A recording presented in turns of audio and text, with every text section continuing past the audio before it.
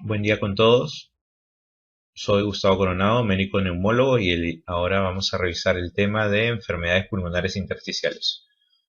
Un tema muy interesante dentro de la neumología, ya que todavía no hay un diagnóstico adecuado de todos. Y acá la principal enfermedad es la fibrosis pulmonar idiopática, que será revisado en otro tema, en otra revisión. La última clasificación, diagnóstico, tratamiento de las enfermedades pulmonares intersticiales la hizo la normativa de la Sociedad Española y data del año 2003, es bien antigua y es la última que se realizó. Posteriormente se han hecho clasificaciones de neumonía intersticial idiopática, de fibrosis pulmonar idiopática, pero ya no como enfermedades pulmonares intersticiales. Las enfermedades pulmonares intersticiales se agrupan así porque son un grupo de afecciones con manifestaciones clínicas, radiológicas y funcionales similares. ¿Qué quiere decir eso?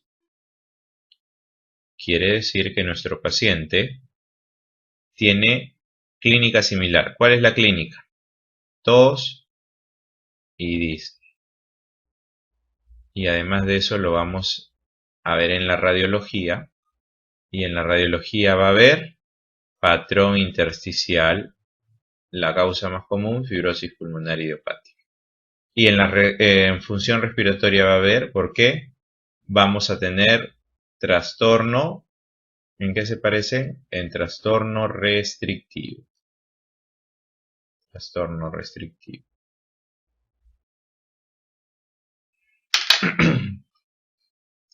La etiología es muy variada, hay más de 150 causas diferentes y solo en aproximadamente el 35% se puede identificar un agente causal.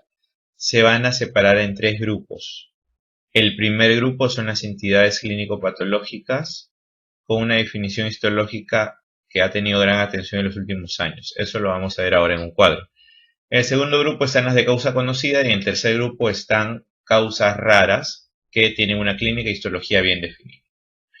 El grupo 1 son las neumonías intersticiales idiopáticas y es acá donde se está centrando todos los esfuerzos de estudio y de tratamiento para tratar la fibrosis pulmonar idiopática, que está empezando a hacerse una enfermedad más frecuente y de difícil manejo que al momento no tiene cura.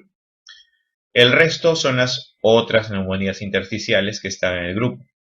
Importante hacer la diferenciación con la neumonía intersticial no específica, entre otros.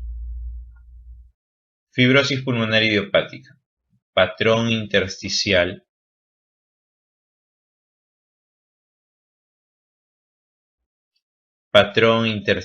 como se ven ambos, radiografía y tomografía reticular, subpleural, miren, se está afectando la región más cercana a la periferia, de predominio basal, periférico, con zonas de panalización, que produce bronquiectasias de tracción y bronquioloectasias de tracción, no son en realidad bronquiectasias en sí, son producto de la tracción del esqueleto del pulmón.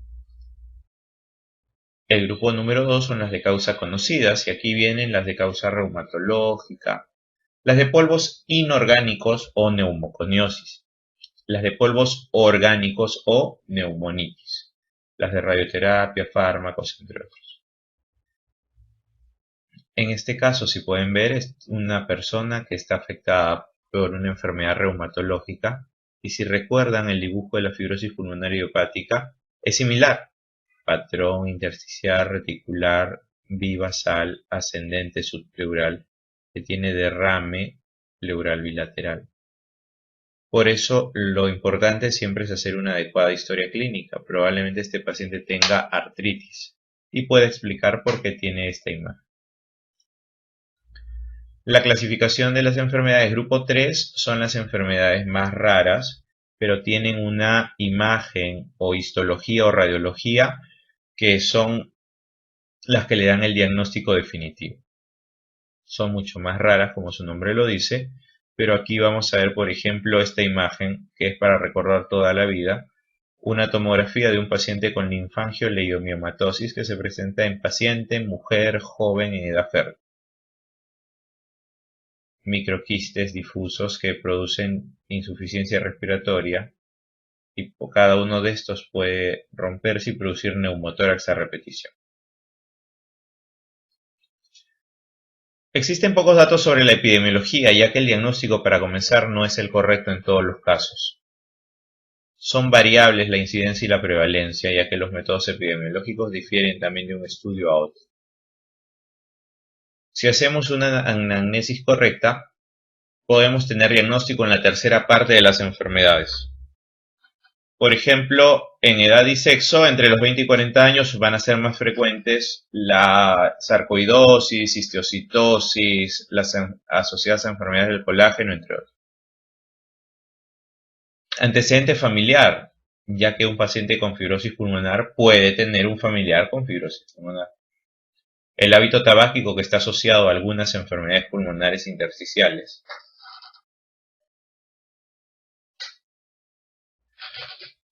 La historia ocupacional y laboral, la exposición a agentes orgánicos, que puede producir neumonitis o alveolitis alérgica extrínseca, y la exposición a polvos inorgánicos, lo cual produce neumoconiosis.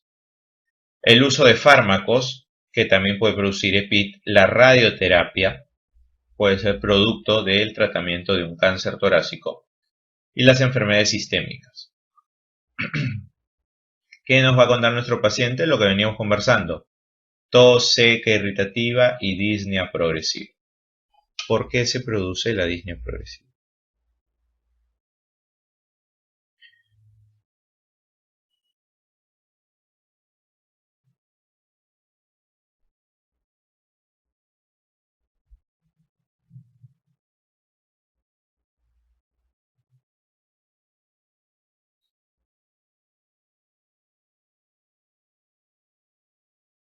Cada glóbulo rojo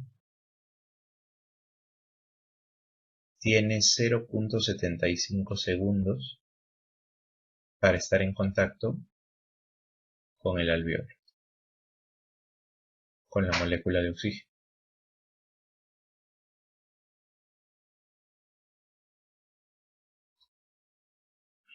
0.25, 0.25, 0.25. El glóbulo rojo entra por aquí, listo para captar el oxígeno. Pasa por aquí y cuando termina el 0.25 ya se llenó de oxígeno. Aquí pasa sin captar oxígeno. ¿Qué pasa cuando hay enfermedad intersticial? Cuando hay enfermedad intersticial ya no demora solo 0.25. Demorará 0.5 para llenar su molécula de oxígeno. Y por eso el paciente no se da cuenta y la enfermedad ya empezó. Porque tiene tiempo para hacer su intercambio de oxígeno CO2. Pero se va a dar cuenta de una manera. Cuando hacemos ejercicio, el tiempo de contacto glóbulo rojo oxígeno disminuye para optimizar este mismo intercambio. Este paciente cuando hace ejercicio ya no tendrá 0.75, tendrá 0.4. Pero el paciente está usando 0.5 de su tiempo para llenar de oxígeno. Por eso es que empieza a hacer disnea de esfuerzo. Por eso dice, cuando corro me canso más rápido porque ya no me alcanza el tiempo para hacer mi adecuado intercambio. Disnea de esfuerzo progresivo. La mayoría de los pacientes hace tos seca de causa irritativa. Cuando les hablen de tos seca es por irritación generalmente. Eso es patología pleural, intersticial, entre otros. Cuando les hablen de tos productiva, eso generalmente es de causa infecciosa. Puede haber dolor torácico, pero es raro.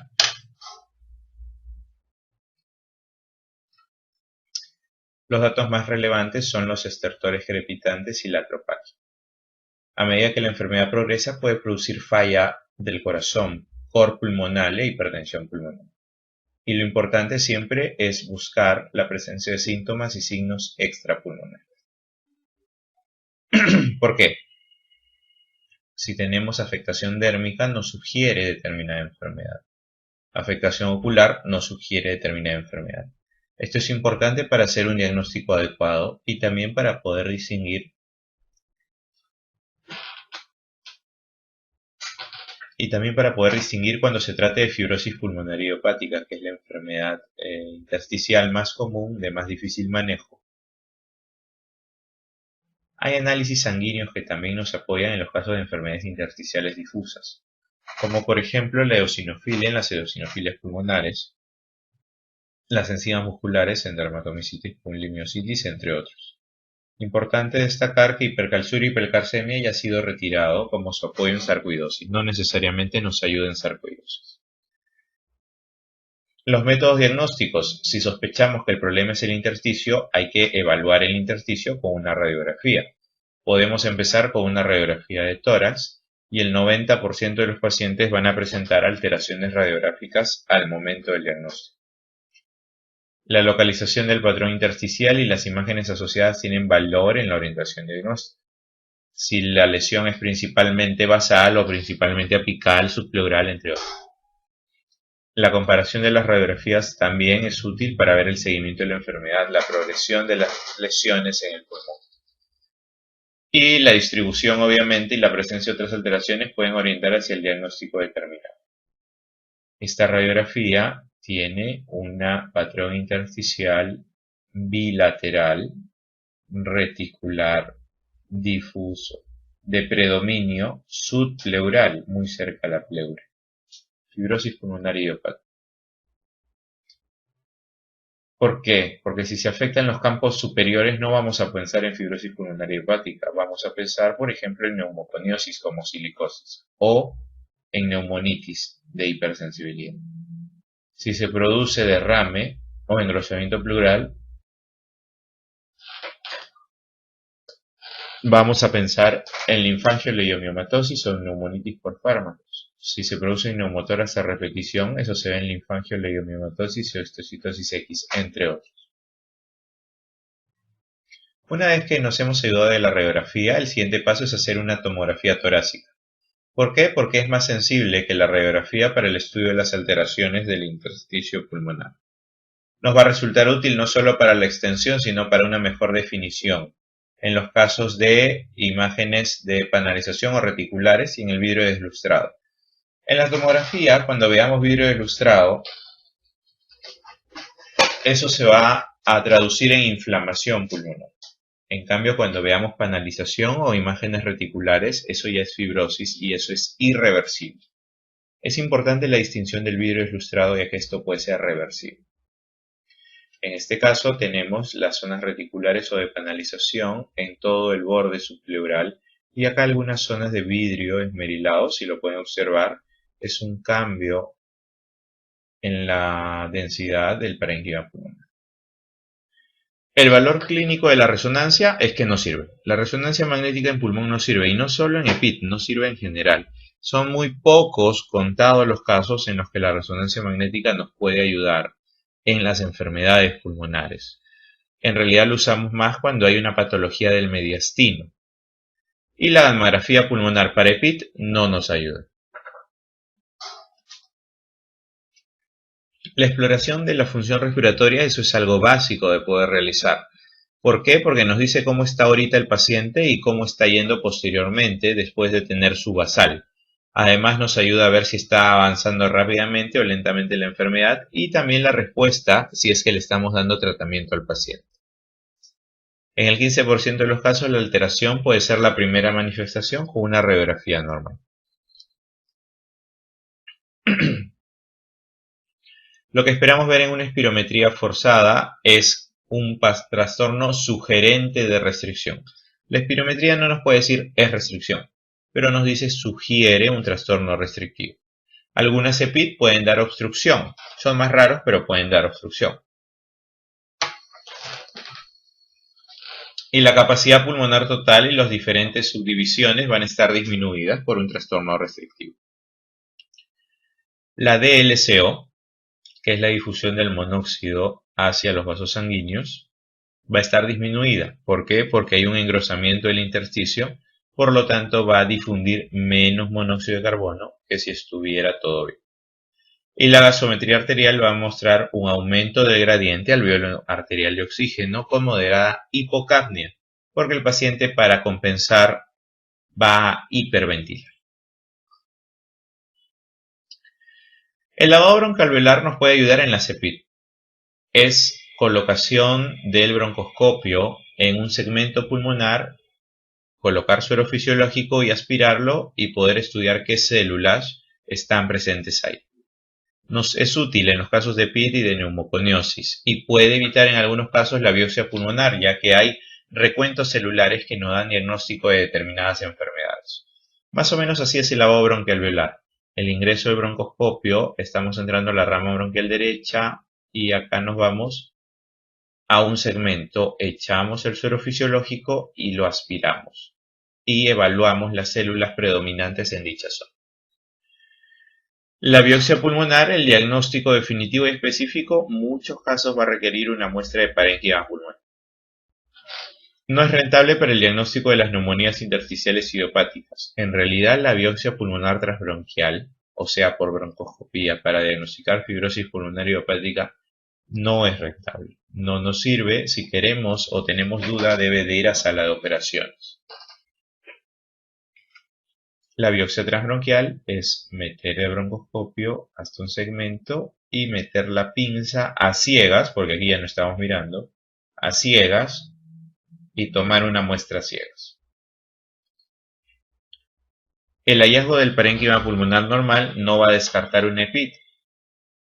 Y la biopsia pulmonar abierta puede ser por mini toracotomía o por toracoscopía. Esta es una imagen de una biopsia pulmonar por videotoracoscopía. La orientación diagnóstica se establece después de una adecuada historia clínica, un adecuado examen físico y la plaquita de tórax que nos va a decir el problema es intersticial.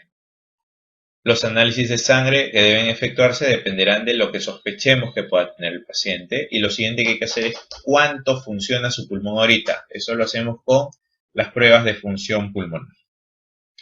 Entonces hacemos una anamnesis, la historia clínica, el examen físico, las placas de tórax, los exámenes de sangre, las pruebas de función pulmonar, otras exploraciones si es que requiriese, de acuerdo al caso del paciente, y la tomografía que nos va a ayudar a definir mejor el estado del pulmón, dónde está la zona lesionada, si es superior, inferior, peribronquial, subpleural, entre otros. La broncoscopía para hacer los procedimientos diagnósticos, si es necesario hacer la biopsia y tener el diagnóstico. Si es que no hubiera diagnóstico con esto, ahí recién estamos pensando en una biopsia pulmonar quirúrgica. El diagnóstico diferencial, ¿qué cosa se puede parecer a la CEPID? La insuficiencia cardíaca, porque la insuficiencia cardíaca descompensada puede ocasionar un patrón intersticial bilateral. Las bronquiectasias, y esto es muy importante que lo sepan, las cicatrices de la tuberculosis no es un EPID. Las cicatrices de la tuberculosis tienen un código en el CIE-10, es B90.9, se encuadra como secuela pulmonar de tuberculosis. No es un EPID, no es fibrosis pulmonar ni nada parecido. Radiografía de tórax que demuestra un patrón intersticial reticular difuso, iliofugal, compatible con congestión pulmonar, probablemente por una insuficiencia cardíaca descompensada porque tiene leve cardiomegalia. Las neumonías pueden parecerse a la CEPID y la linfangitis carcinomatosa también. El cáncer que produce metástasis intersticial puede parecerse. Esta imagen es de una tomografía que demuestra metástasis intersticial. Puede parecer un EPID, puede ser un EPID, pero hay que confirmarlo con una biopsia. Acá hay que sacar una biopsia del intersticio transbronquial y confirmar que esto es metástasis pulmonar. Infiltrados pulmonares en pacientes inmunosuprimidos y las hemorragias pulmonares difusas también pueden parecer un EPID. Hemorragia alveolar difusa, probablemente un Goodpasture, una enfermedad reumatológica que produce anemia, hemoptisis e infiltrados alveolares difusos, con compromiso intersticial asociado. Esto es un cuadro que requiere un control muy cercano en UCI, el pronóstico no es bueno. ¿Cuáles son las complicaciones que tienen la CEPID? Las complicaciones pueden ser no solo de la enfermedad, sino del tratamiento, ya que le vamos a dar inmunosupresión o corticoides a las distintas enfermedades. La insuficiencia respiratoria es la causa de muerte más común en el 46% de los casos. Las infecciones respiratorias por bronquiectasias, por disminución del aclaramiento ciliar, por el tratamiento que requieren también es otra complicación. La hipertensión pulmonar en las fases avanzadas de fibrosis pulmonar también es una complicación. El cor pulmonar, entre otros. El cáncer de pulmón se ha encontrado que está una elevada incidencia de cáncer en fibrosis pulmonar idiopática y en asbestosis. La tromboembolia pulmonar también es causa de muerte. El neumotórax, aunque es más raro, también. Y el micetoma es la bola micótica. Si tenemos un pulmón dañado y ha quedado un hueco, entre comillas, en el pulmón, entonces el micetoma es la formación de una bola micótica o de un hongo dentro de la lesión. Y este micetoma tiene un problema. Puede producir sangrado al choque con la pared que lo contiene. Puede producir hemoptisis masiva y muerte del paciente por hemoptisis. ¿Cuál es el tratamiento? Ahí sí el tratamiento depende de cada enfermedad. Si recuerdan, al comienzo dijimos que había más de 150 enfermedades agrupadas dentro de la CEPID. El tratamiento varía de enfermedad a enfermedad, pero lo bastante lógico es, si es un EPID que ya no se exponga al agente causal, hay que suprimir la inflamación, el componente inflamatorio, y hay que tratar las complicaciones de la enfermedad. El primer objetivo solo es posible si sabemos qué cosa está produciendo la exposición al agente causal. Y la supresión de la alveolitis o del componente inflamatorio es el único medio terapéutico en las de causa desconocida. Ahí es donde entran los corticoides y los inmunosupresores. Fármacos que se usan, corticoides, inmunosupresores. Las indicaciones, la duración van a variar entre cada EPID. Y los pacientes con hipertensión pulmonar pueden beneficiarse del oxígeno para que esa hipertensión pulmonar no siga aumentando y empeorando la calidad de vida del paciente. ¿Cuáles son las indicaciones de trasplante de pulmón en las EPID? La edad inferior a 65 años, si el paciente está en una clase funcional 3-4, la esperanza de vida menor de 1.5 a 2 años, esto lo hacemos con las pruebas de función pulmonar, y la ausencia de contraindicación. Entonces, ¿cuáles son las contraindicaciones? Si el paciente fuma, si es inestable psicológicamente, si ha tenido una enfermedad maligna, si es HIV positivo, hepatitis B o hepatitis C, estas son contraindicaciones absolutas para un trasplante. Las contraindicaciones relativas son más manejables, entre comillas, podemos ayudar al paciente a resolverlas o dar tratamiento para que pueda entrar a un programa de trasplante pulmonar. Eso sería todo con respecto a la CEPID.